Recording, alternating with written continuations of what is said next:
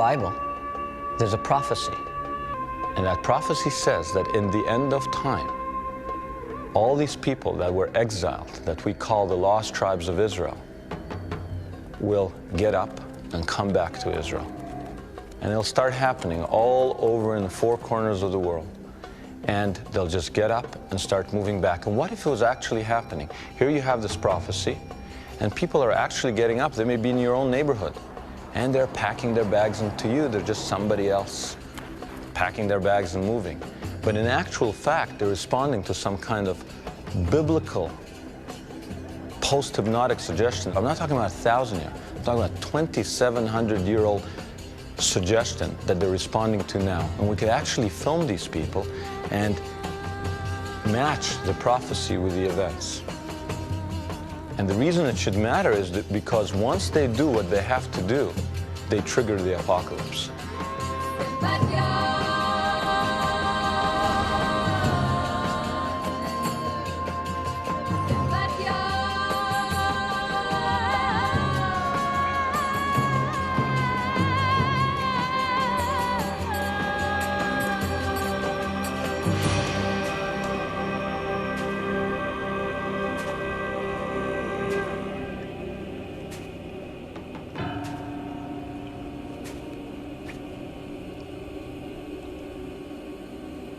On these altars, children were sacrificed in pagan rituals.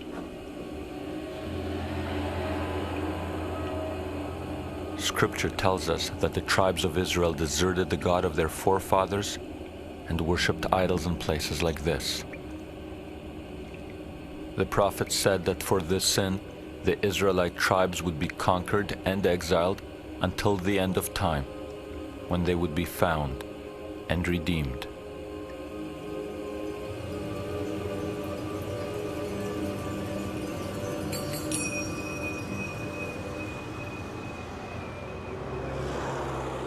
Megiddo, a fortress city in northern Israel.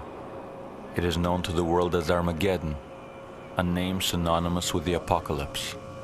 But it won't happen before the Israelite tribes who once lived here return.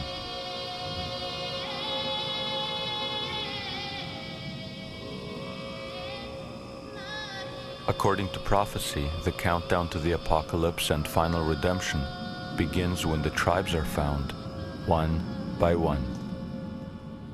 So this is the challenge before us. How are we going to find millions of people that no one has noticed? When I say find them, I don't mean discovering a people that's never made contact with Westerners. I mean taking very obscure pieces of a puzzle and going to very remote, sometimes dangerous places on the earth, and taking those pieces and putting them together and seeing, does this accord with the biblical prophecy? I have been on a journey, and I invite you to go on this journey with me.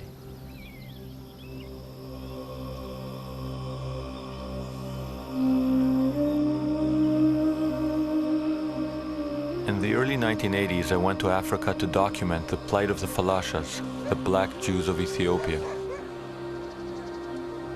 These people were caught in the midst of persecutions, war, and famine. In 1991, the Falashas made international headlines when they were airlifted by the Israeli Secret Service to Jerusalem. What was little noticed is that the Israelis acted only after the chief rabbi ruled that the Falashas were descendants of the lost tribe of Dan.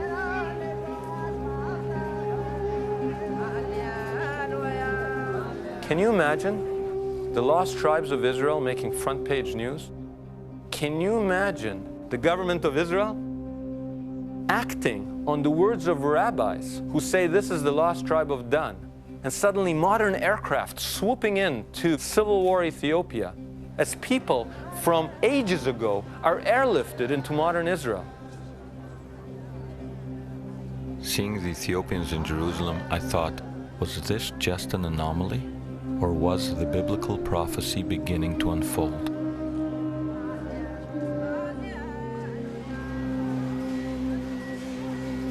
Seven years after the Falasha airlift in a tomato packing plant near the Gaza Strip, I came across a small group that most Israelis take for Thai guest workers. They are a people who come from the hill country on the India-Burma border. They say they are descendants of the lost tribe of Menashe, and there is at least one rabbi here who believes them. We have to go and bring them before the Messiah arrives in Israel. Our tradition teaches us that in the end of days, the Jews, who are the descendants of the tribes of Benjamin and Judah, will bring the lost tribes to Israel so that they will participate in Messianic times. I believe that the whole thing is in the realm of religious belief rather than in the realm of reality. That there is a strong necessity to find the tribes for religious theological reason, both Jewish and Christian. And those are the two religions that are active in tribe seeking, each one in its own way. And all the attempts to find them, I think, have no sound historical evidence. It is the belief that keeps the 10 lost tribes alive, not the people themselves.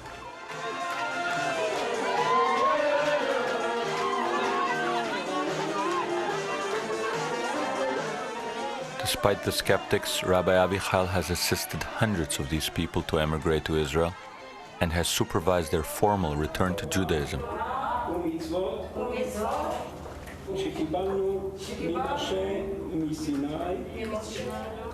Can the rabbi be right? Is the key to the future submerged in these people's past?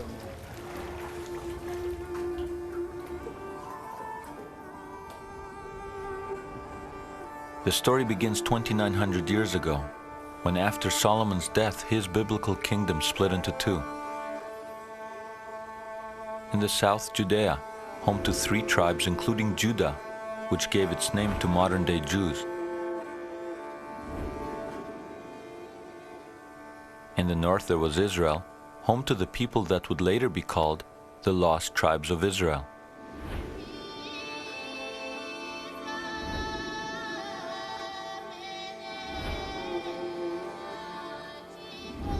A 100 years after the prophets predicted the event, the Assyrian Empire bore down on the northern kingdom of Israel.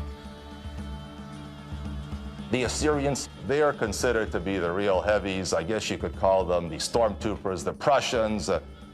They created what many, in fact, would tell you was probably the most potent military machine of its age. That is, sometime from about the end of the 2nd millennium BCE, they began this inexorable march from their headquarters in the upper reaches of the Tigris, what is now eastern Iraq, the borders with Iran. And year after year, campaign after campaign, they just marched westwards. They marched as far as Israel, as far as the coast. In 721 BCE, the Assyrians put to the torch many Israelite cities and deported most of the population.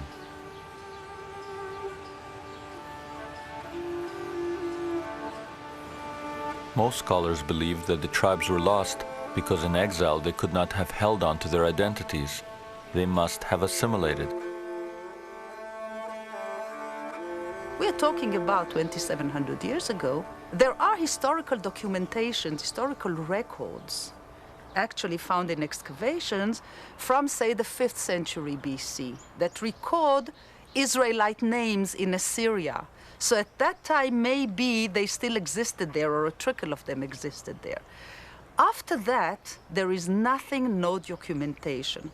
So if you look at it historically, all kinds of people were exiled and got lost. And I believe that the 10 tribes also got lost. But what if they are not lost and have preserved the memory of their ancient origins? What if they are waiting in their millions for their prophesied return?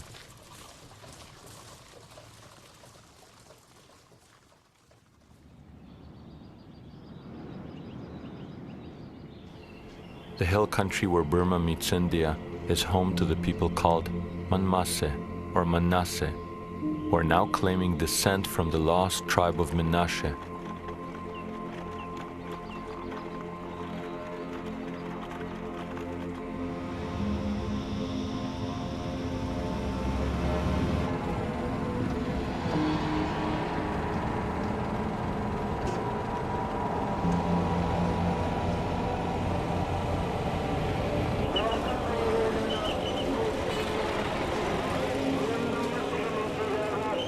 So we went there. And what we found there is a war zone. Over and over in pursuit of the tribes, we found ourselves in the middle of a war zone. And what's the war about? It's about territory and ethnicity.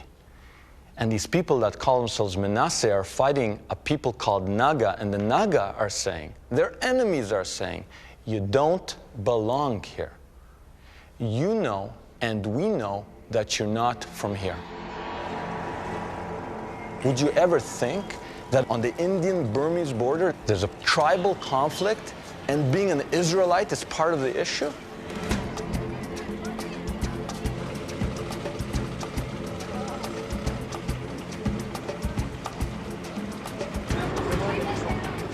This area is called Manipur. It swarms with insurrectionist groups, and the Indian government has responded by turning Manipur into a police state.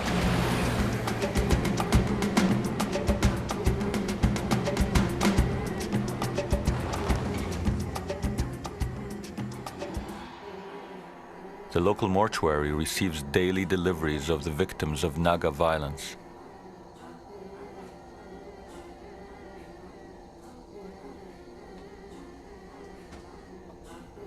In response, the Manasseh have begun to organize an underground army.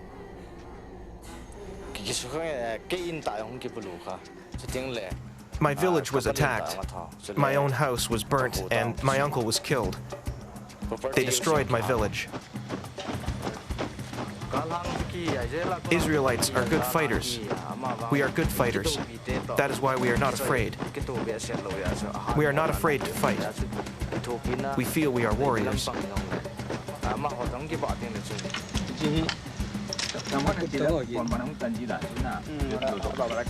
We obtained this never-before-seen footage from Manasseh guerrillas who are dedicated to setting up an independent Israelite state in India.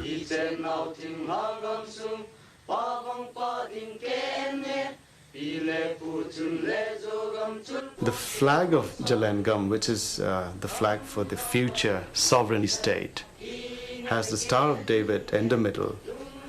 One, because the Manasseh believe they are one of the lost tribes of Israel, from the tribe of Manasseh.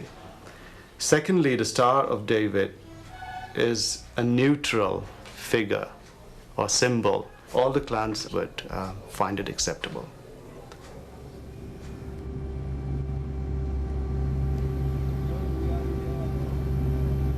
Into this cauldron comes Rabbi Avichai. He's drawn here by the fact that for reasons no one can explain, thousands of locals are now claiming to be Israelites.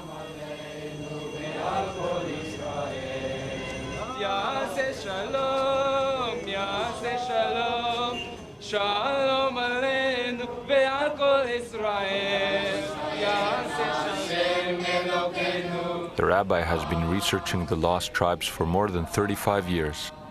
He firmly believes that the Manasseh are indeed remnants of the tribe of Menashe, sent into exile 2,700 years ago.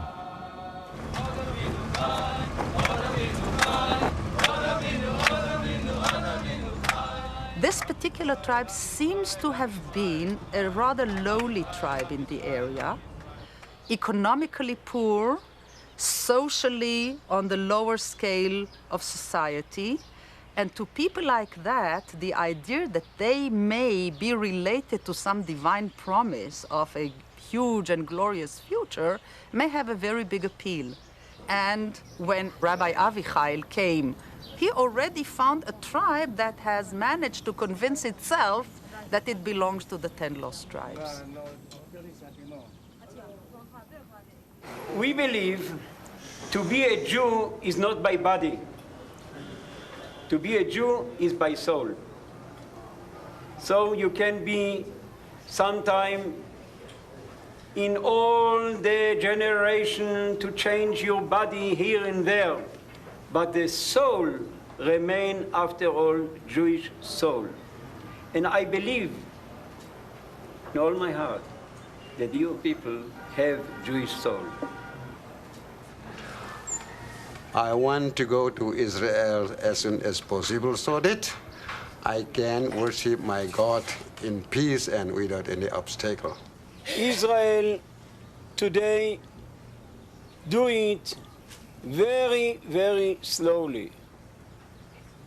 My opinion is the main thing to bring all Menashe, the 10 tribes, will be the main goal of Messiah. Thousands of Manasseh have decided not to wait passively for the Messiah. They have applied to emigrate to Israel. Despite those who would challenge their Israelite claims, they continue to practice Judaism in virtual isolation from the rest of the Jewish world. In this small place called Manipur, which is at the corner of India, we're still alive and we are Jews and we like to go back to the place where we belong. We would appreciate it if things become better for us and we're allowed to go to that place which is our fatherland, that is Israel.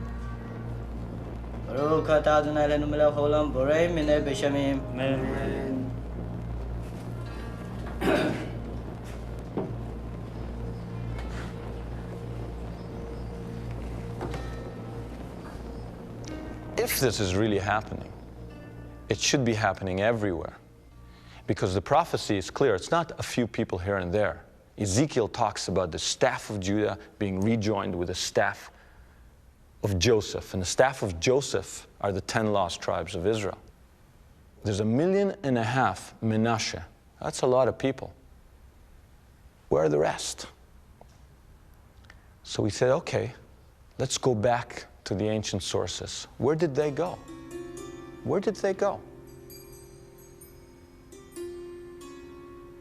The Assyrians, who destroyed the northern kingdom of Israel and took the people into exile, had a propensity for making wall reliefs. And this is very fortunate for us, because it's almost like having someone with a video camera, a journalist with a video camera, present 2,700 years ago. Because after they destroyed the Israelites, they went home, created palaces, and created these huge wall reliefs showing the destruction. You see them being killed, and you see them being taken prisoner, and you see them being deported. And it's a very clear difference. Obviously, killing is one thing. You see them being flayed alive. Taken prisoner, you only see men taken prisoner, and you see them being deported, you see them being deported in family units. So we've got a lot of evidence. They never deported people as just the men or just the women to be concubines or something. They deported families. They kept them together. The only group of charioteers that the Assyrians retain intact as an elite unit of charioteers is an Israelite unit from Samaria. What this means is that they were appropriated by the core of the empire to the service of the center of the empire. The Israelite charioteers are retained intact. The fact that they were kept together in military and family units gave us hope that perhaps they had survived the deportations after all. That's a beautiful way of doing that. That's beautiful. I cannot say that it's impossible. No, I cannot say it's impossible. I would say it's very optimistic. People were thrown into nowhere amongst many other peoples, and we have no evidence whatsoever that anything survived the Assyrian melting pot. Maybe the evidence lay elsewhere. We returned to the Assyrian reliefs, hoping that they could tell us their ancient story. From the Assyrian records, we learned that in the first assault, Assyria sacked 7 Israelite cities of the tribe of Naphtali and put the Naphtalites on the volatile border with Media.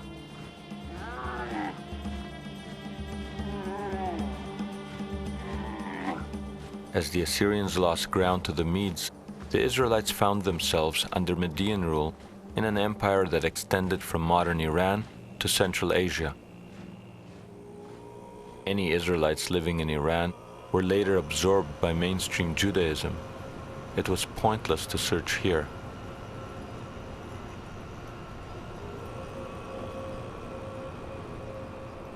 Perhaps we would find the lost Israelites behind the former Median Empire, along the superhighways of the ancient world, across Uzbekistan, on the road to China.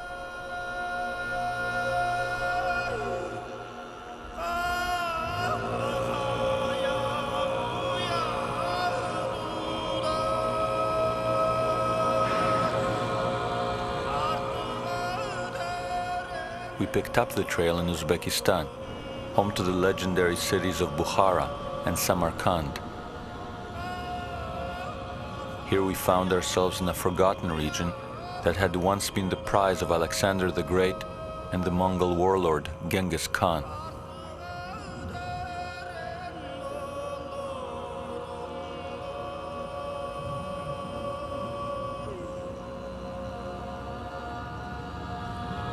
Founded over 2,500 years ago, Bukhara was the cultural center of the region. From this place, one could go and trade in all directions. The city of Bukhara is really at the crossroads. The legendary Silk Route, which started in the 2nd century, came right through Bukhara. In the 12th century, the famous Jewish traveler Benjamin of Tudela wrote that there was a Hebrew tribe here which considered itself to be one of the lost tribes that were exiled by the Assyrians.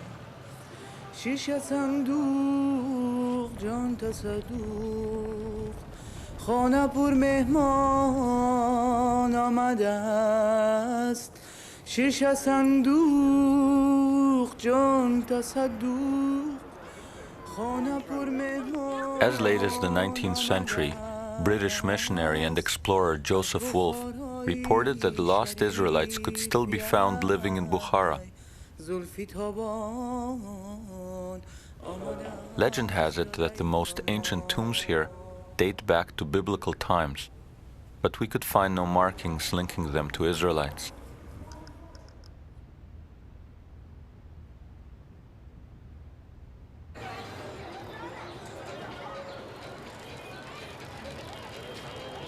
Not far from these tombs is a Jewish community of uncertain origin.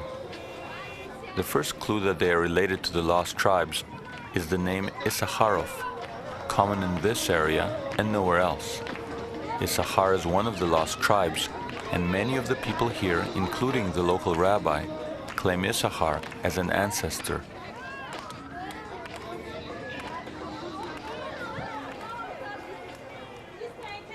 The Issachar lead did not take us any further, so we explored the Mahala, the Jewish quarter, to see if there was a connection to the tribe of Naphtali, also exiled to this area. At first it seemed that all we could ascertain is that the community is very old.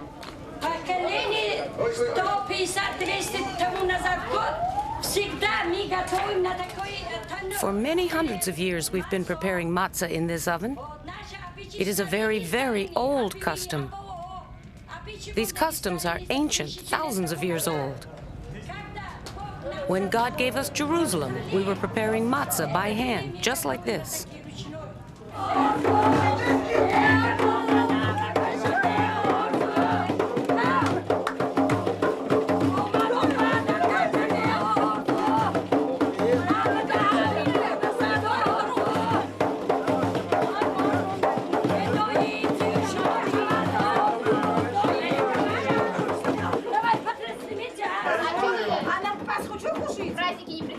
While the women prepare unleavened bread for Passover, the men slaughter a sheep in accordance with the biblical law. The tradition of the Paschal lamb is as old as the Bible itself. A sheep is slaughtered with an extra sharp knife in one quick cut.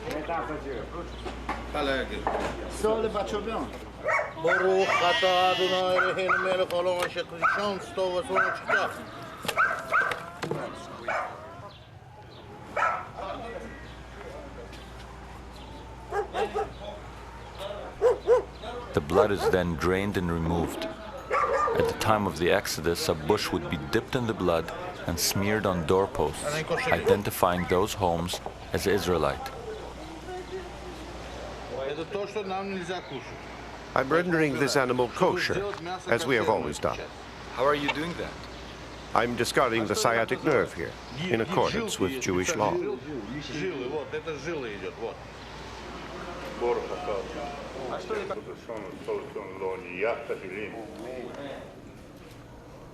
When they were first discovered, they didn't claim to be Jews, they claimed to be Israelites. It's only in the last few hundred years that they've integrated themselves into the body of the world Jewish community. And the Bukharan Jews are important because they tip you off that the history of the lost tribes is a hidden history. That there are political reasons why their history would have been hidden. So for example, in Bukhara, in Uzbekistan, this country that was part of the former Soviet Union, anything Israelite was hidden and locked up because it was not in the interests of the local authorities to say that Israelites were here before the supposedly indigenous people. And in Bukhara, we actually had a guide who ran the Bukharan Museum who was torn between pursuing the truth and looking out for himself in a political climate where it's still policy to hide anything Israelite. So for example, he gave us access to the basement of the Bukharan Museum. On top in the museum you have all the official history, and in the basement, locked up, you have anything Israelite.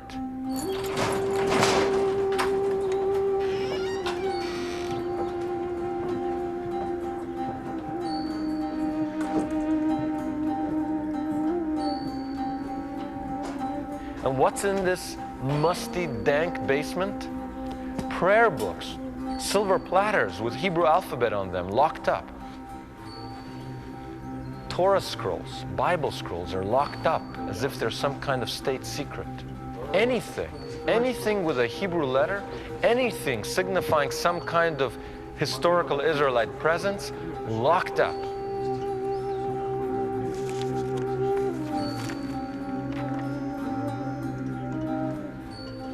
And then when we asked him about Israelites, he didn't want to talk directly about Israelites, but he said, you know, there were these people here that ruled Central Asia for 200 years, and they were called Ephthalites.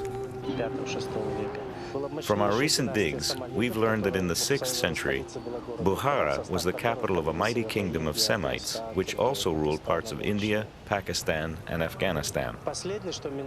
Now, in the 19th century, the Russian writer Shubinsky believed that it was in this region that the Israelites were settled. But the people who ruled the area were called Hephthalites. And right up to the present day, we are still debating the origins of the Hephthali dynasty of Bukhara. Who are these Hephthalites? Have you ever heard of Hephthalites? Any Hephthalites here? I don't want to offend anybody. Looking in the Britannica, and I found Hephthalites. And what does the first line say?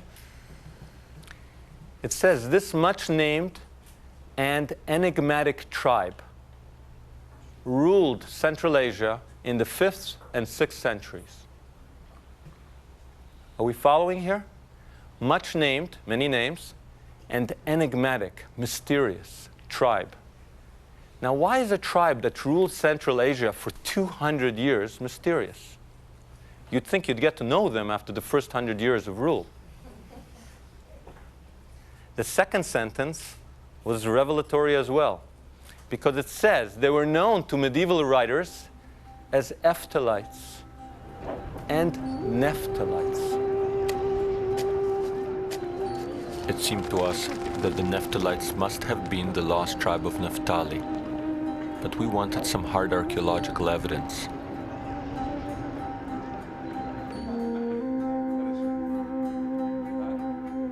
We went to the Tashkent Institute of Archaeology, where we gained access to a restricted facility containing a treasure of ancient artifacts.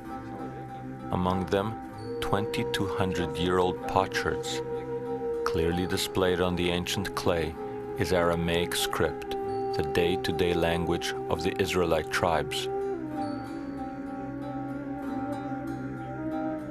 Here we also met Professor Usmanova, a semi-retired archaeologist. And what does she have? She has wrapped in a tea towel, a 1,700-year-old religious ritual object with Hebrew writings, with an Israelite name, with ram's horns, a religious object of Israelite origin from exactly the area that the lost tribes went to 1,000 years after they supposedly disappeared.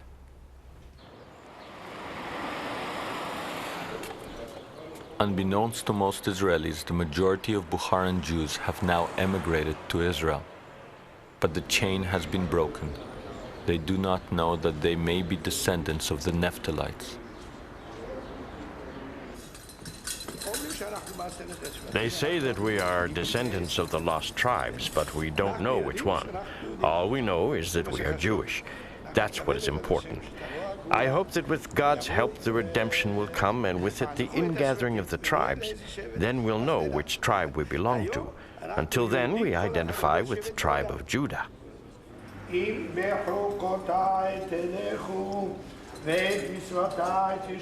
If by my laws you walk and my commandments you guard and do them, I will give your rain in due season.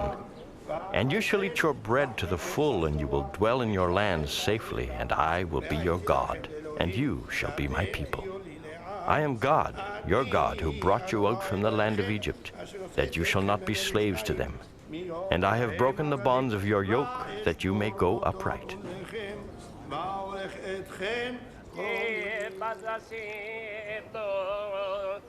Back in Bukhara, it seems that the Naphtalites, a once mighty tribe of rulers, have been reduced to a tiny community of a few thousand who did not flee after the collapse of the Soviet Union.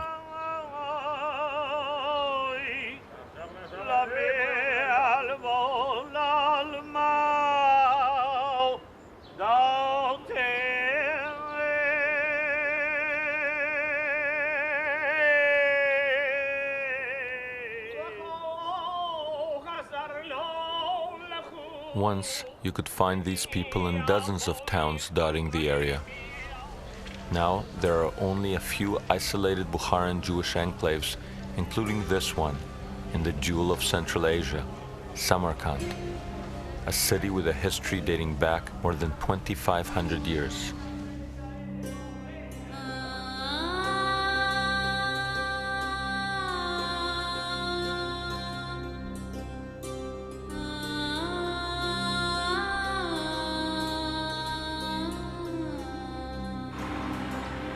The word Kand in the local dialect means city.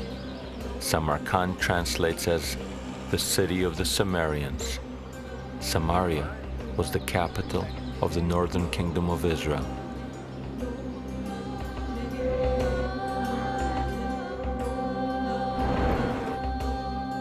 We continued along the Silk Route towards China.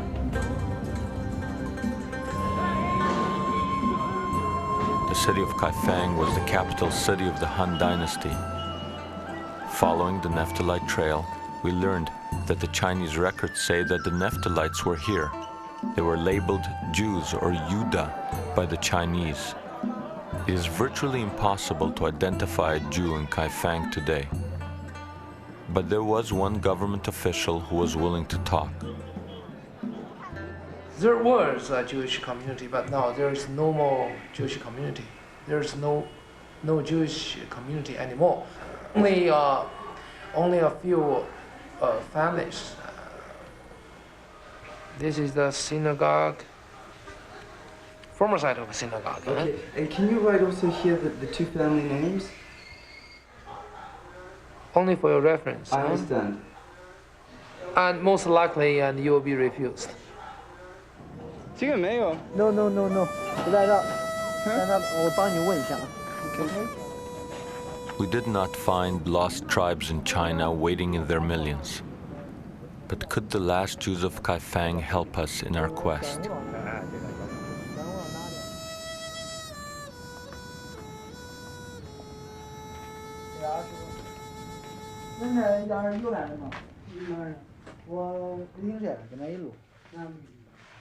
这给他一路他来。你是哪个旅行？不是，我只是他这个人。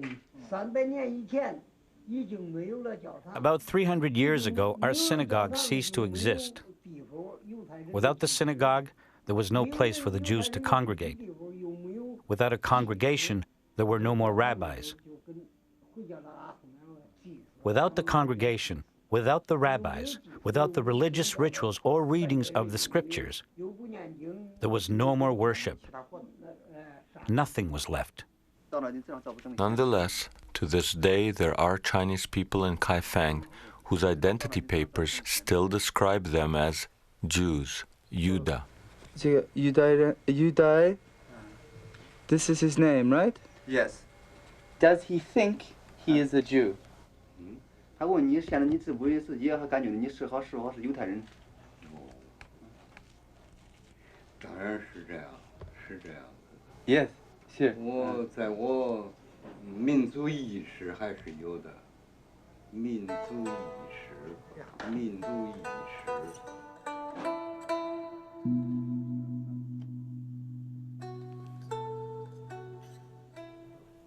Amidst the mementos of the last Jews of Kaifeng, we thought, is it possible that the Manasseh of India and Burma are the remnants of an unknown exodus across Central Asia and China? Perhaps it was time to further investigate the Manasseh claim.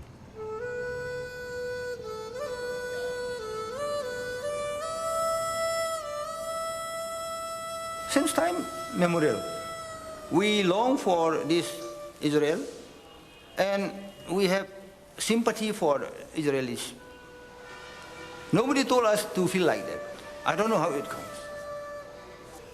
You know, whenever there is earthquake, then the eldest man of the house, he will run out of the house and shout, "Oh, we children of Manmasi are alive. We children of Manmasi are alive." He will shout at least 3-4 times at the top of his voice. Then he will come back. Then he said, "Don't worry, don't worry, don't worry." Then he will tell us, our ancestor has shaken the earth to find out whether his descendants are still alive or not.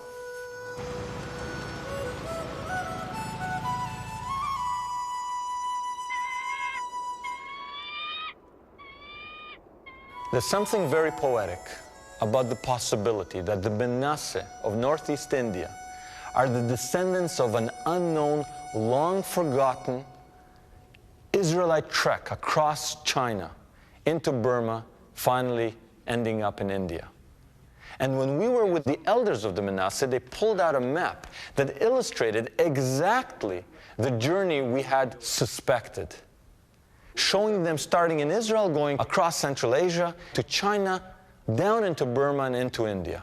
And in fact, they went further and started singing a song in an archaic form of their language.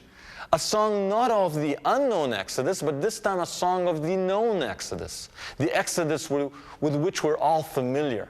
The Exodus of the Red Sea parting. The Exodus of eating quail that falls from heaven, water coming from the rock, and the enemies of the Israelites drowning in the Red Sea. The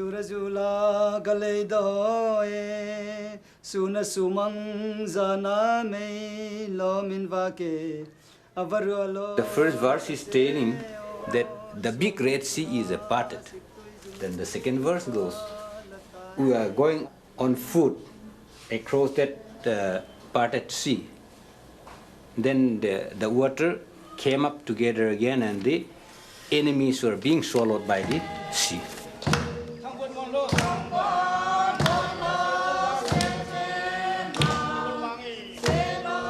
They were being guided by a flame at night and a cloud during the day. And then this one pointed that you please pick up those birds being scattered there and then draw the water which is flowing out of the rock.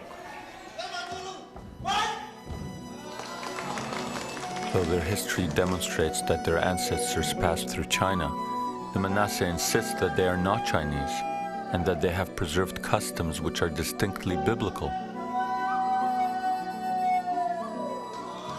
If we were born China, then how come we are not following the religion of the Chinese people.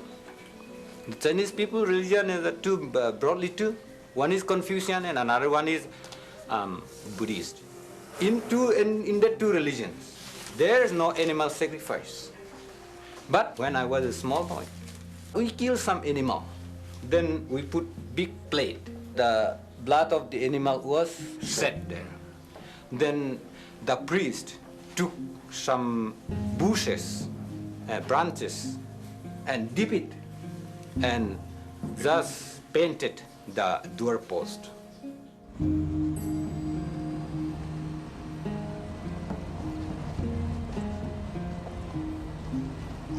In 1894, Protestant missionaries came to these hills. Although they thought they were converting pagans, it seems that the people here were easily persuaded to embrace Christianity because they saw elements of their own history and mythology in the biblical stories told to them. The Manasseh always believed that they were from a far-off land, kept many biblical practices, and worshipped a single God.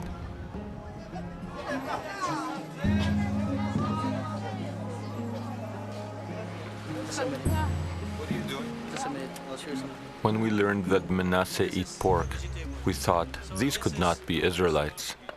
But interestingly, they mixed the pork with ashes and regarded it as a meal of shame to be eaten outside the home. These are the ashes. We'll put ashes and then they'll put water in here. But this is what we call it soam. Inside this, they used to put pork meat inside it. And then they ferment it and then it becomes smelly. When it becomes smelly, they take out this portion and then we take it and then we put it and then we boil it. And is that meal a sign of mourning? It's not a meal of mourning, but I think it shows us that we have been cursed. The reason why we have been thrown out from the land of our ancestor. But according to our forefathers, once you make this meat and the pork in here, that means you have made this thing unclean. If people ask us how long you have been eating this thing, this has been a curse from generation to generation, so we are still using this. So we're waiting for Shiloh to come and deliver us from all these things. Shiloh will redeem us. Now that's a very strange construction because Jehovah is the God of Israel, and Shiloh, or Shiloh in Hebrew, was the holy place for the northern tribes, for the lost tribes. And Shiloh seems to be a fusion of those two terms. Shiloh will redeem. And the same person who said that appeared to us in a talit, in a prayer shawl, which looked identical to the prayer shawls that the Jews wear all over the world. This shawl is known as tolopuan. So this tolopuan is a long traditional clothes worn by our forefathers when they make a vow. Suppose if they make a vow of killing one mithun or a tiger, without killing a tiger, they will not come home once they make the vow with wearing this shawl. In Mizo, tolo means never return back, no turning back. These are made with fringes. The Bible commanded the Israelites to tie a blue thread to the corners of their garments. So there's always a blue thread at the corner? Yes, there's always a blue thread.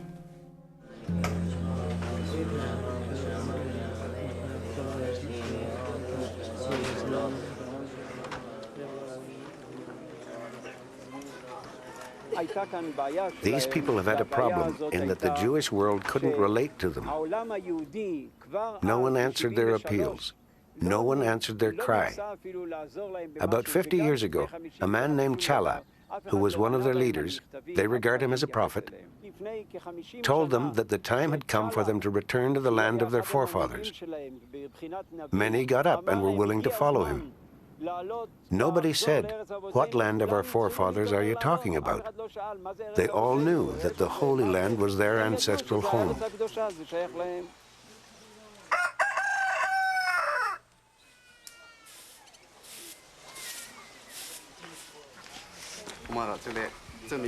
People called my father a prophet, and in a sense he was. It was revealed to him that we were Israelites. But he wasn't a prophet in the sense that Jeremiah, Ezekiel, or Hosea were prophets. No, he wasn't a prophet in that way. But in order for us to realize who we are, he did have a revelation. God did not want us to be lost forever. Daniel Benjamin's father was a follower of Chala. Like Chala, he sought to emigrate to Israel. Though in his lifetime the Israeli authorities ignored Daniel's father, he was buried facing Jerusalem.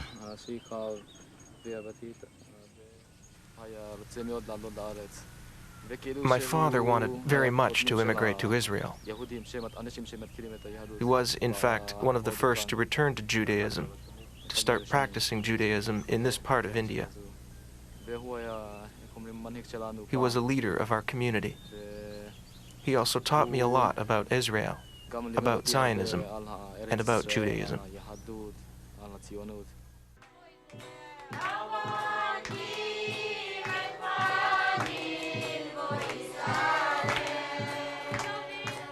After Chala's death, some of his followers concluded that maybe they should return to Judaism before returning to Zion. Since they were reluctant to completely abandon Christianity, they opted for a homegrown version of Messianic Judaism, a Jews for Jesus type of worship.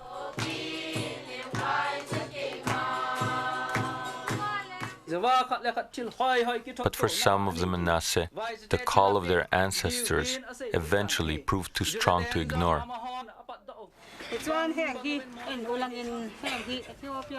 Look at this picture, a picture which shows how the Torah is being brought from Ethiopia to Israel. See how great it is? The Ethiopian Jews were like us. They had great reverence for the covenant and studied the Torah with great dedication. They loved Torah. Here they enter Jerusalem, bringing their Torah with them. With great joy, we too will soon enter Jerusalem.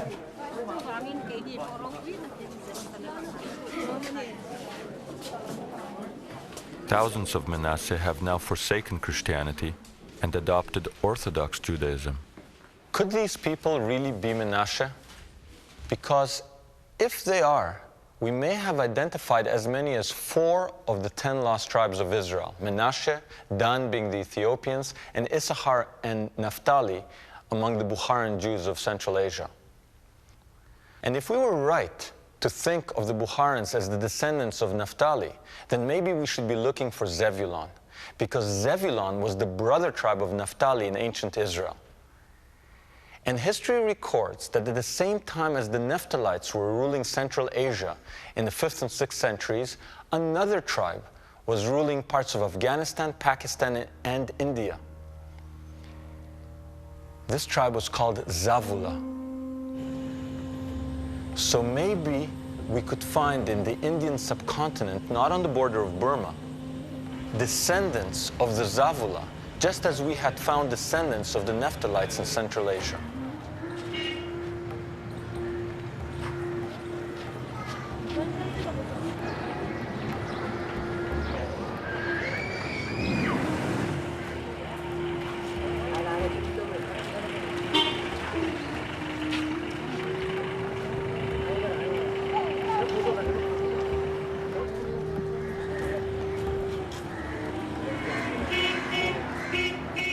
In the course of our research, we repeatedly came across a little-known group in India that could not be easily related to other Jews.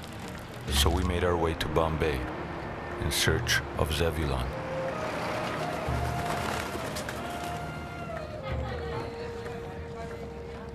Bombay is home to 8 million Hindus and 1 million Muslims. Here we found a community numbering about 5,000 that by all accounts should have assimilated into the dominant culture long ago.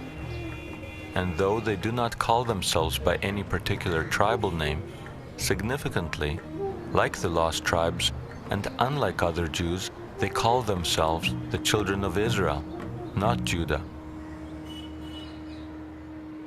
I am not Yehudi, I am Bnei Israel. Yehudis, those Jews who migrated to India from Baghdad. My family is Bnei Israel.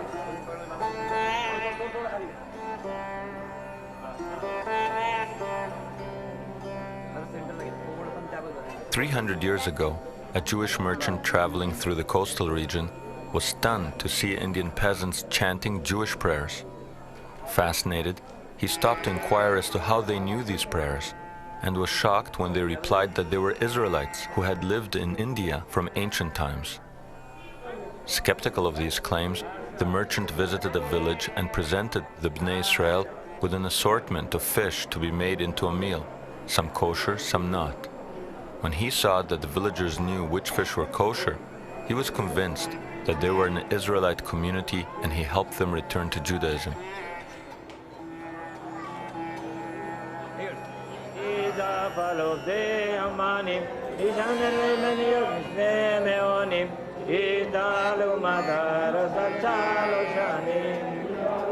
Unique to the Bnei Israel community is the Melida ceremony, which is a kind of offering of rice, scented flowers, and fruit.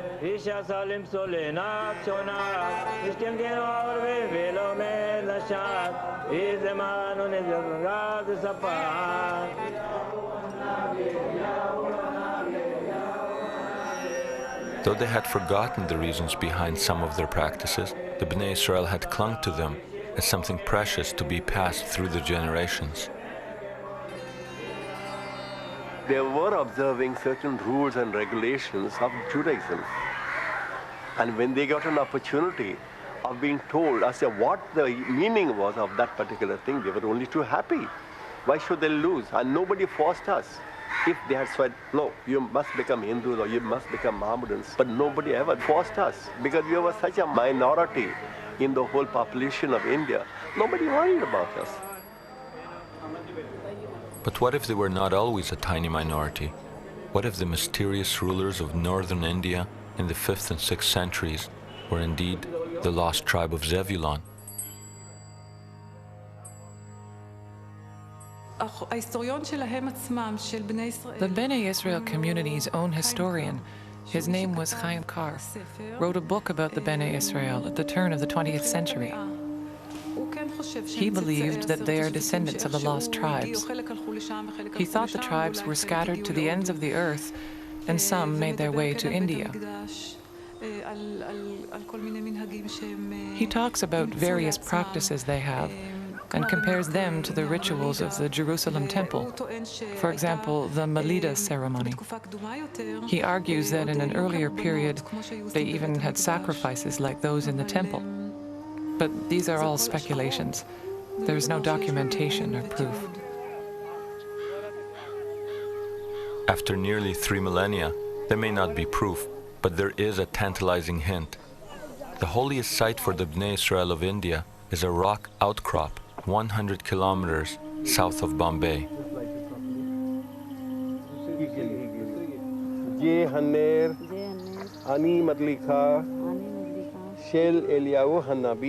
Here we learned that the most revered figure for the Bnei Israel is not King David, or Abraham, or even Moses. It is the prophet Elijah. The Jews in India believe that the prophet Elijah went to heavens from this place. The mark of his chariot can be seen on the stone rock that we are standing on. The hooves can be seen laid down there, and they said that his chariot slipped here, and on the top of the mountains over there you can see another sign of the hooves of his horses.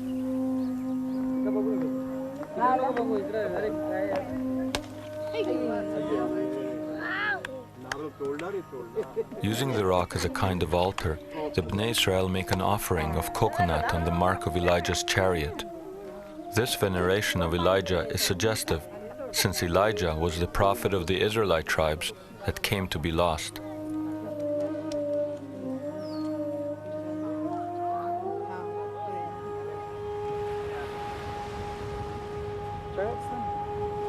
But how would they have gotten here? The community has its own myth of origin.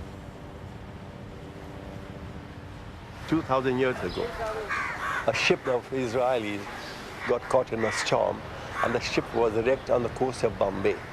And only 7 couples survived that particular shipwreck. And the 7 couples landed at a place known as Navgaon. And we are supposed to be the offshoot of those 7 couples. It makes more sense that those Israelites came not directly from Israel, but from the north. That is, the area of the Silk Route. Israelites of the tribes exiled by the Assyrians became involved in the silk trade, trading along one of the branches of the ancient route that became known as the Silk Route. I believe that these Israelites got as far as Afghanistan, Pakistan, and Kashmir. From there, they got to where the Persian Gulf meets the Indian Ocean, and then, in the course of their trade, they may have sailed along the Indian coast.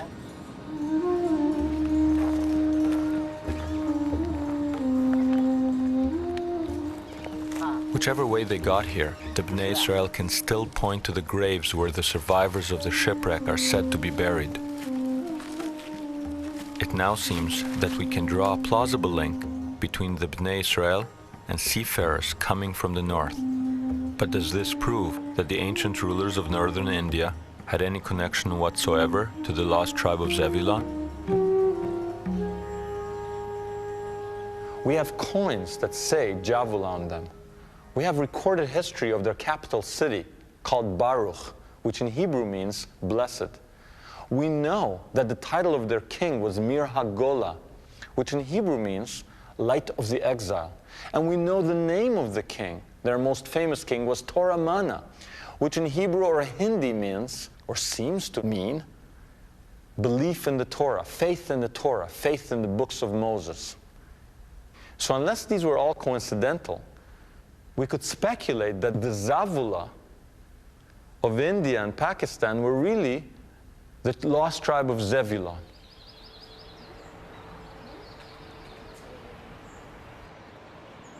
As if responding to an ancient call, many of the Bnei Israel of Bombay have returned to their ancestral home in Israel.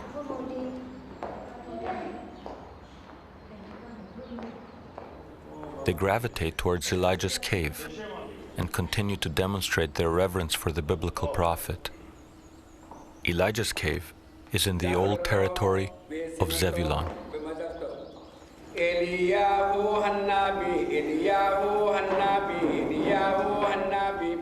Standing in this cave, I must confess that I felt that I was in the Twilight Zone, because I was among people who were acting out a script that was written almost 3,000 years ago. And they seemed to be fixated on the prophet that warned the tribes of their exiles and promised them redemption in the end of days. But there was a problem here. The prophecy speaks of millions, and this was a small group. The biggest tribe we had found was Menashe, 1.5 million. Perhaps the clue was there, because the brother tribe of Menashe was Ephraim. So perhaps we had to look for Ephraim, and for that we had to go back to our treasure map, we had to go back to the Bible.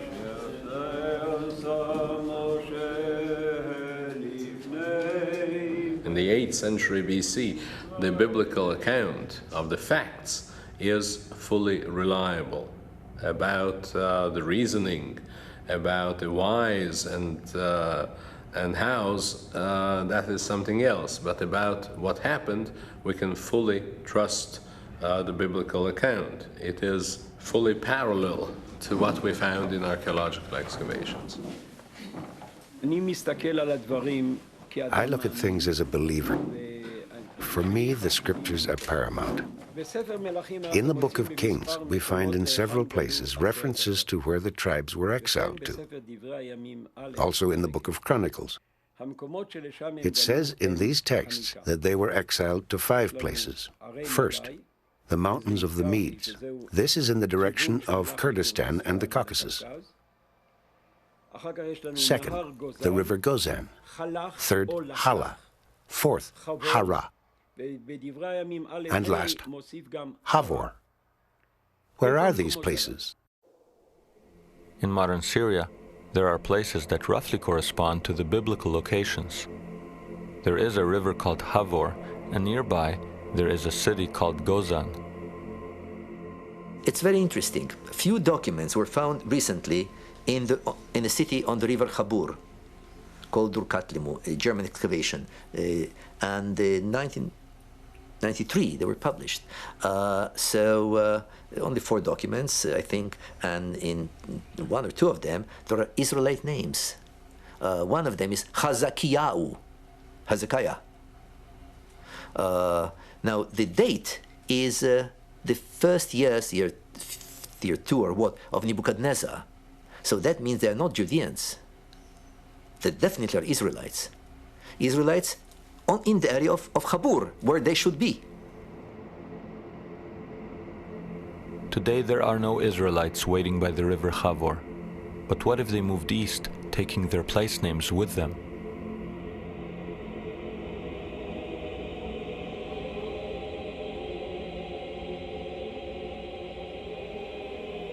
One of the passes between Afghanistan and Pakistan is known to the world as the Khyber Pass.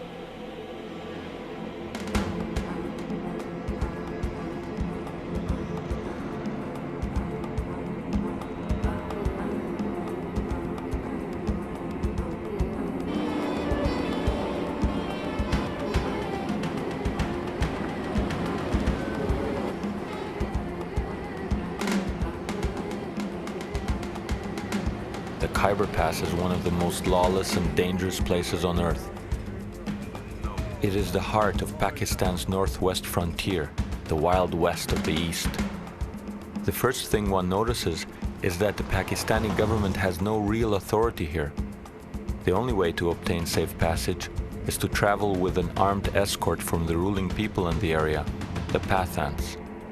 They have guarded the Khyber Pass for more than 2,000 years, driving away Genghis Khan, the British Army, and most recently, the Soviets.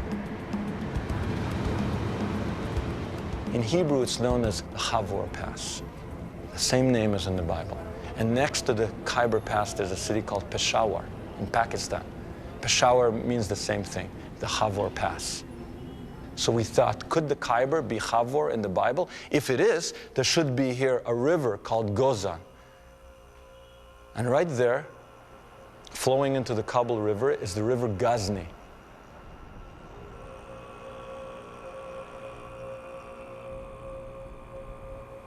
If this is Chavor, we thought, there should be somewhere around here the city Hara. And 300 kilometers away, in Afghanistan, there's a city Herat.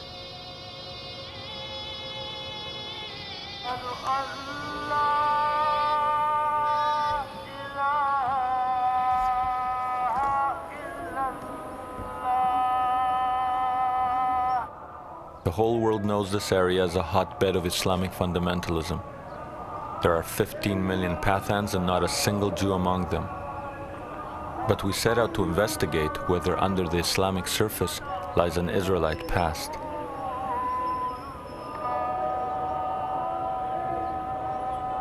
The first clue was the fact that the Pathans claimed to descend from Afghan, son of King Saul of Israel. From their perspective, Afghanistan is an Israelite name.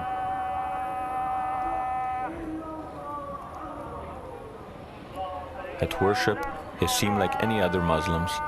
When studying the Quran, however, they rock their bodies in the manner of Jews.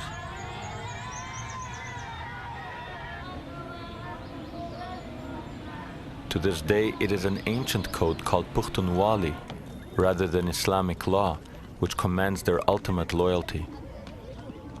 It is said about Pushtun, Pushtun is really is a fifth religion itself. Is not. We have got our own code of conduct, and not that whatever the Quran says, Pushtun all believe in that. We don't do much of the things which are not conveyed by Quran really. That's why it is said, it is a proverb that Pushtun nim Quran namani.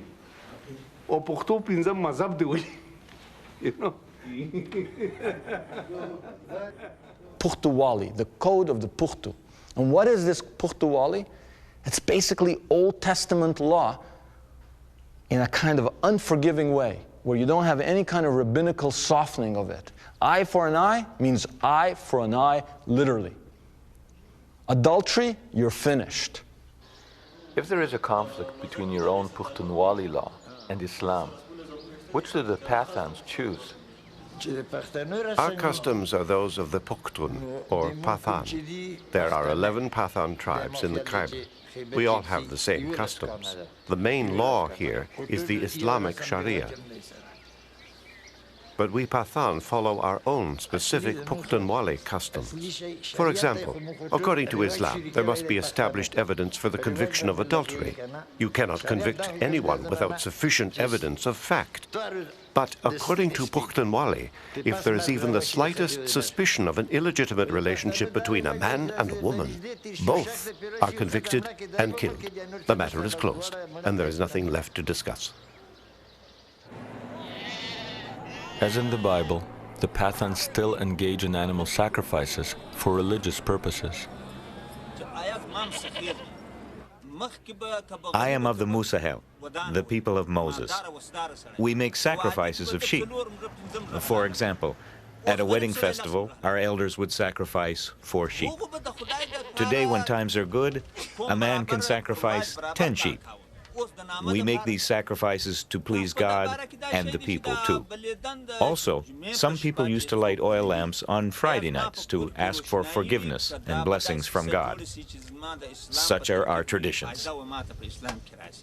We are in a country that is supposedly dominated by Muslims, but not Muslims, just any Muslims, Muslim fundamentalism. And yet we come face to face with people that say we are Musahel. We are from the people of Moses.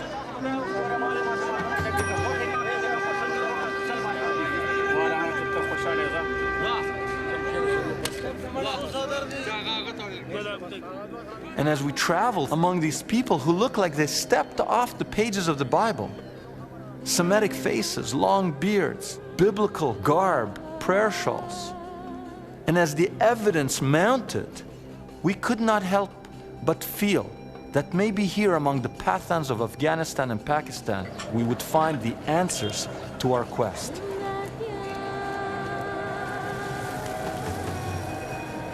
We were astounded to learn that the Pathans adhere to biblical laws that were thought to have disappeared thousands of years ago. As in the Bible, those accused of manslaughter can escape to designated cities of refuge. It is mentioned in our old books that if you kill someone unintentionally, then you can flee to a designated place of refuge. Our books tell us that Moses ordered Joshua to establish cities of refuge and told the people that they should honor them. Today, we educated people think it is backwards to protect a criminal in this way, but the people in those areas of refuge look upon the matter as holy. To protect a fugitive is the sacred job of the elders. They treat him as their guest.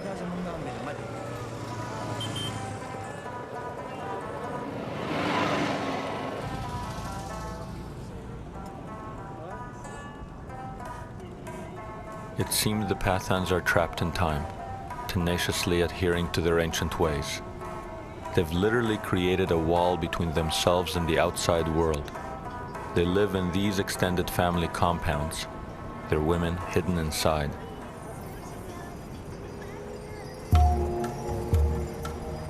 As in the Bible, the Pathan women observe a code of modesty which rarely allows them to emerge.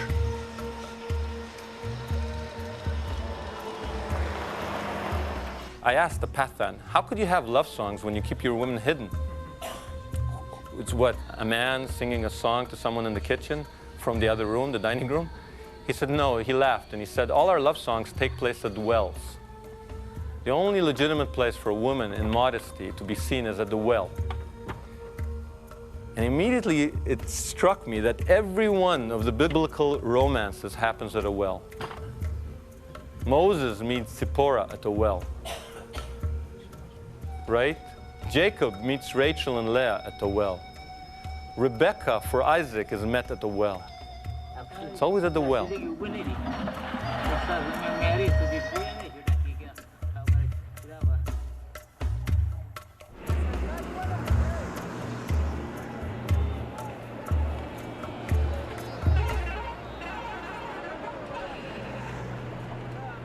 To enter the Pathan marketplaces is to step back in time.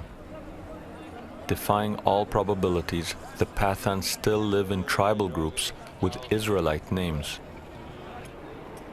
Rabbani is similar to the tribe of Reuven, Levani, the tribe of Levi, and Shinwari, the tribe of Shimon. One Pathan tribe known as Gadun is very small in numbers, not unlike the lost tribe of Gad. Interestingly, the most numerous tribe among the Pathans is Afridi, and the most numerous tribe in ancient Israel was Ephraim.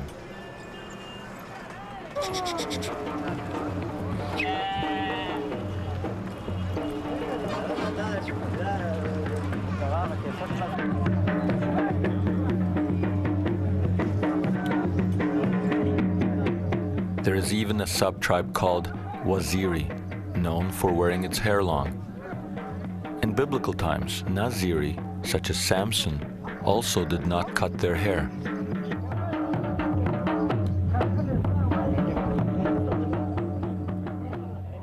So you have Reuven, Gad,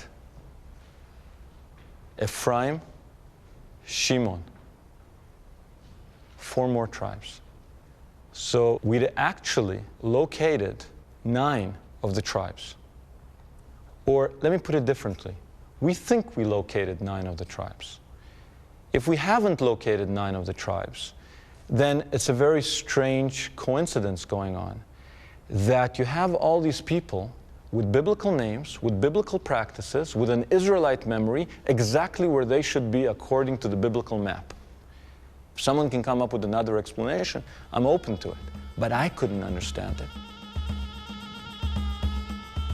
There are people living among the Pathans who claim descent from the Assyrians and still preserve an oral tradition of the conquest of Israel.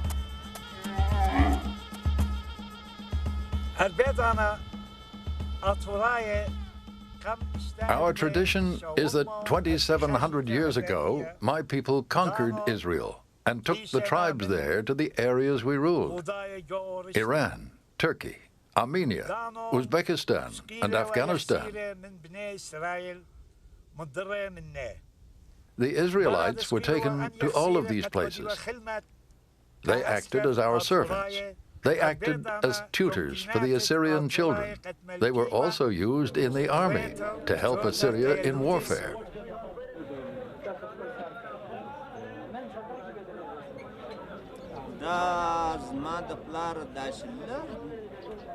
When I was young and had no beard, my grandfather's uncle died at the age of 115. We called him Baba, or grandfather.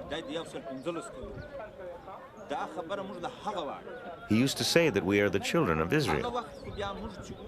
I was young, and at that age people forget things. They don't care much about history or talk of this kind.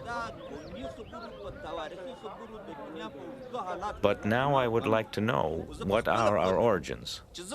Where do we come from?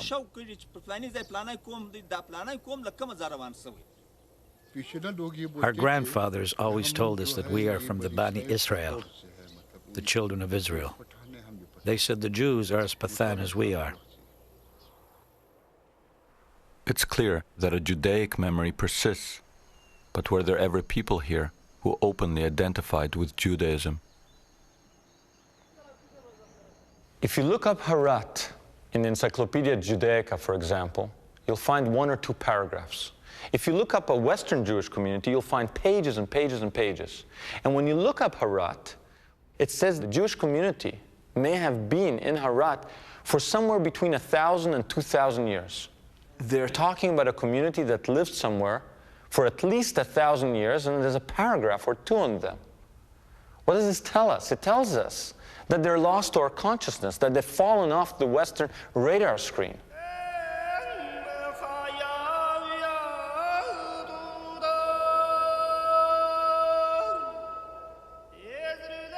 In Harat, we find this cemetery covered with Stars of David and Hebrew script. For at least 1,000 years, it served one of the oldest continuous Jewish communities in the world. The Jews of Harat are no more, The last of them left in the late 1980s following the Soviet invasion.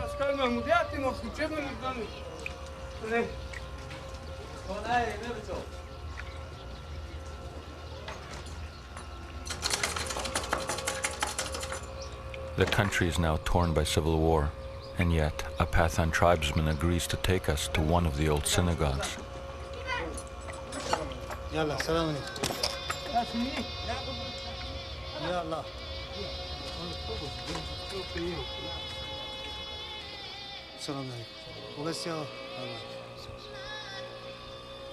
For hundreds of years, people entered this house of prayer through the grand doorways leading into its beautiful sanctuary.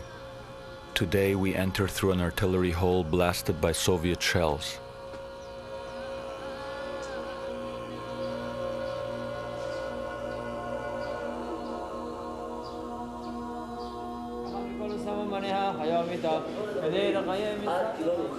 There is now a tiny community of Afghani Jews in Israel. Like the Bukharans, they are largely unknown here. They remember their former Pathan neighbors as not quite Jewish, but perhaps related to them in some way. They were the ones who wore these prayer shawls, four-cornered garments like we do. And they didn't really know what they were, and they used to be surprised to see us wearing similar things. They would say to us, "You're Jews? How could you be Jews?" They'd be surprised. I remember them coming from the border areas, from the mountains, from Pakistan, places like Jalalabad. And I remember people said that to this day they still lit candles on the Sabbath. They would put the candles under these baskets and didn't know why they were doing it. They had all these traditions they didn't know the origins of. Except they said, that is what our forefathers did. Did they think they were Jewish? They thought they were more Jewish than us.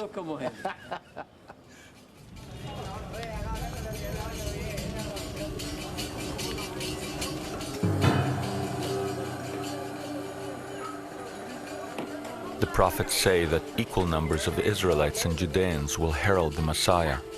Interestingly, the number of Pathans and Jews in the world is virtually identical. The prophecy also foretells that it is Menashe and Ephraim that will take the lead in the return. In India, we had encountered the Menashe. If we were right, here among the Afridi, we had come face to face with Ephraim. However, before we could accept that the end of days was upon us, we needed more proof. On the road to Armageddon, it now seemed appropriate that our journey take us through a minefield.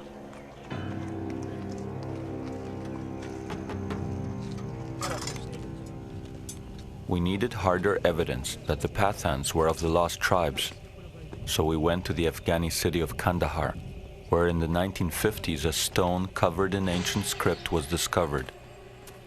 During the Soviet invasion, this stone was buried under rubble and surrounded by mines. Here, red dots mark undetonated mines, which we skirted to get to the site.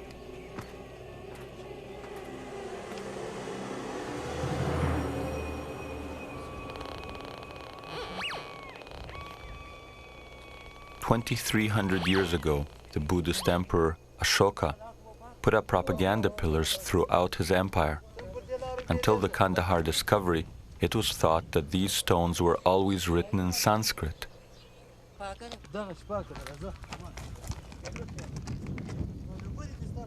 But the stone buried here is written in Aramaic. In other words, the people then living here spoke in the everyday language of the Israelite tribes.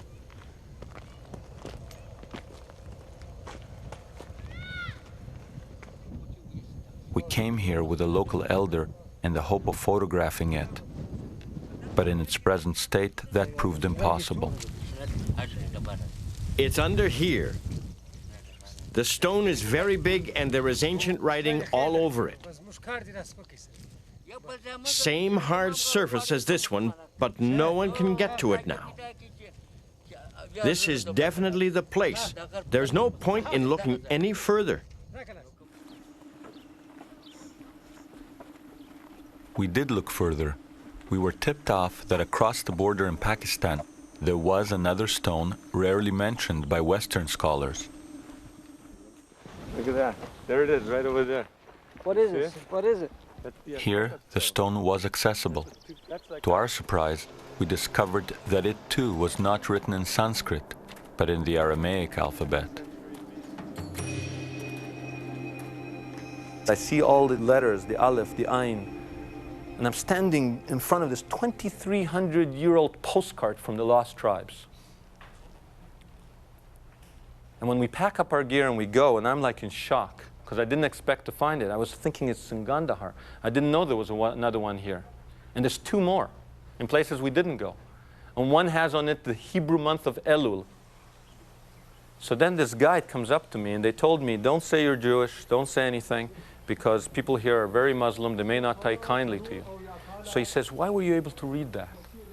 And I feel, I don't want to lie to this guy. And I said, because I'm a Jew. And this person, who's supposed to be my enemy, leans over with tears in his eyes, embraces me, and says, then you are my brother. So maybe it was happening. Maybe the end of time was unfolding. I was standing there and I got goosebumps. I said, wait a minute, is this it? Am I making a film, or am I turning into the reporter from Armageddon?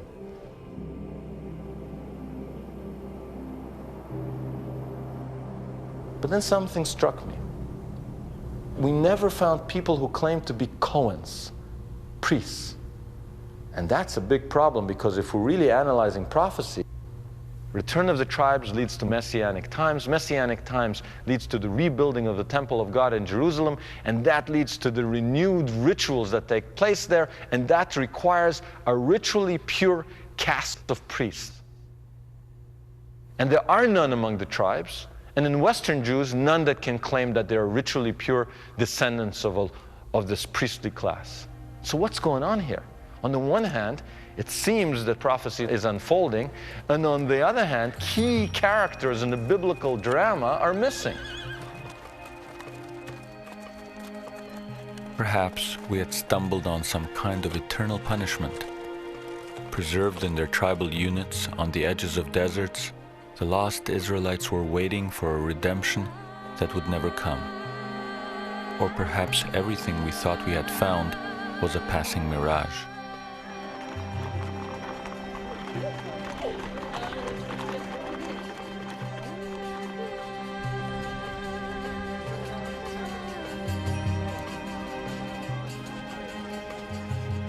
There was one lead we hadn't followed, one tribe whose descendants we had not encountered, the tribe of Asher. Since the Cohen priests were not living among the other tribes, perhaps if we located Asher, we would find the key to the Cohen enigma. Is it possible that there's a little enclave somewhere of pure Cohens kept there until the blast of the great horn? The tribes have come home. The heavenly trumpets will call them out and say, do your priestly duty. For that, we went looking to the place that Asher would be. They were seafarers, and they were in alliance with the Canaanites. They sailed the seas together. And the biggest Phoenician or Canaanite colony was in Carthage, modern Tunisia. So we went to the one place we hadn't been to look for the one tribe that we had made no contact with, and just a few hundred kilometers down the road, off the coast of Tunisia, there's an island. And on that island, there's a community that have been there since biblical times.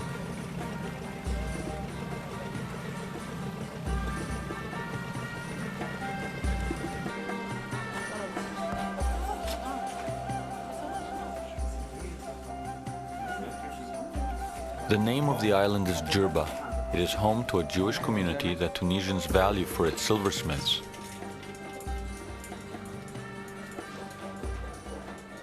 Most historians maintain the theory that the Jewish community in Jerba is the oldest community in Jewry in the whole world. Some of them, they say that the Jewish community was established even before the construction of the first temple. What we now learned is that the community is split into two distinct quarters. One for Spanish Jews who arrived here in the 16th century, and one made up not of Asherites, but of Cohens, and no one else.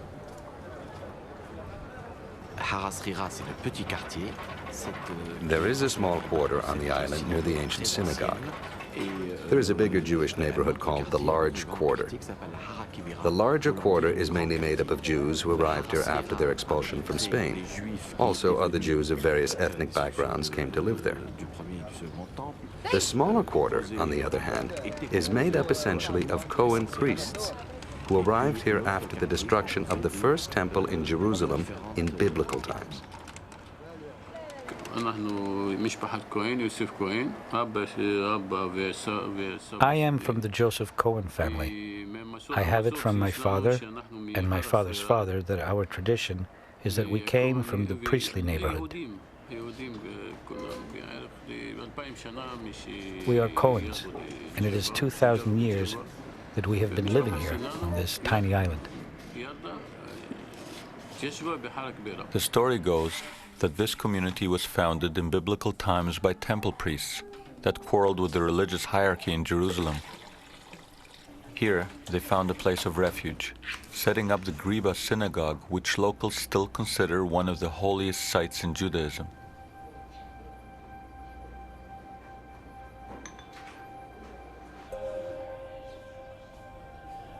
According to the Cohen's tradition, the Griba contains a treasure trove of gold and silver relics, destined for use by the Cohen priests in the future Jerusalem temple to be erected after the apocalypse. The sacred treasure is supposedly buried beneath the shrine. In a crawl space under the main sanctuary, we did not find any relics. What we did find, however, is the foundation stone whose original inscriptions, if there were any, had been covered by the black soot of countless candles. Buried treasure or not, what is clear is that the Cohens of Jerba have maintained a communal priestly tradition found nowhere else in the world.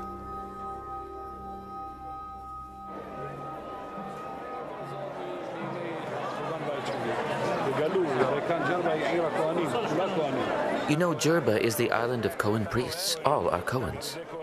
Are you a Cohen? Yes, and so is he. When did you Cohens get here? With Ezra the scribe in biblical times, it's a heritage passed on from generation to generation. We are some of the very few Kohanim who have the authentic priestly lineage from those days up to the present. The Asherites had eluded us, but they did lead us to the Cohens. It appears that if needed, temple priests are available to bring in the Messianic age, ensuring that the return of the tribes would not be in vain.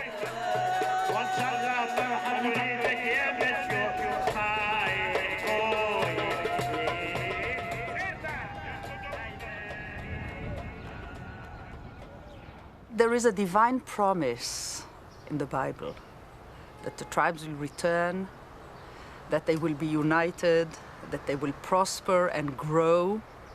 And this is a promise that was uttered by many of the prophets, Isaiah, Jeremiah, Ezekiel, in very flowery language, in very nice metaphors like in Ezekiel. But now there is a flaw. There is a promise hanging there which has not been fulfilled.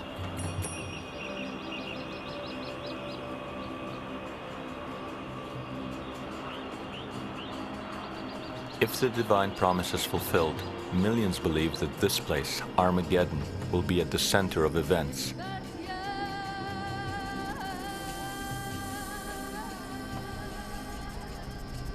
It is here that long ago Israelite tribes put up one of their fiercest battles against the Assyrians. But the new age will be heralded only when the descendants of those ancient warriors return.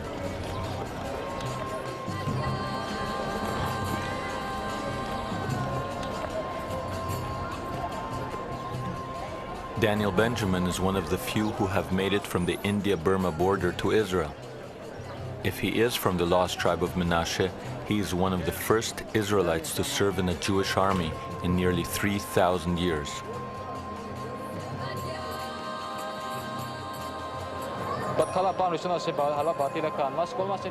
The very first time I came here, all my thoughts, everything that was in my mind, was about my father, of blessed memory, who passed to the next world before he got the opportunity to come here, to our country. So the first time I arrived in this place, I cried in my heart.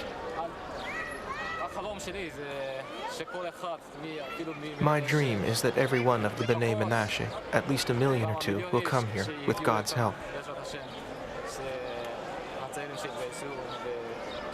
Our young people will then go into the army and will build the land of Israel, and in the end, Messiah will come and rebuild the Holy Temple. I pray for this. I pray that the ingathering takes place and that Messiah will lead it.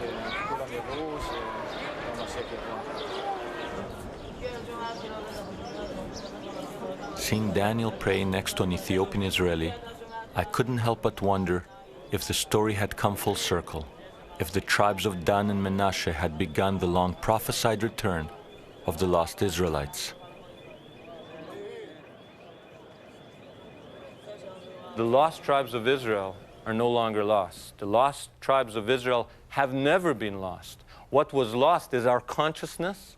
What was lost is our sensitivity to parts of the world that are not Western. We were lost to them. They've never been lost to themselves.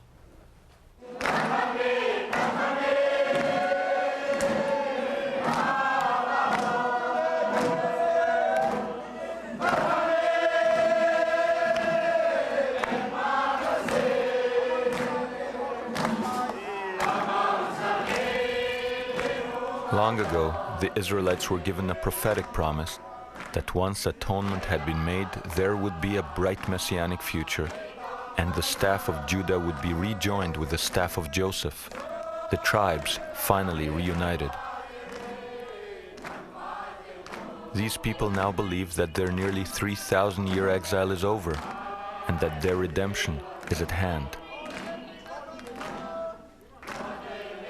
Celebrating with their rabbi, they proclaim not the beginning of the end, but the beginning of a new beginning.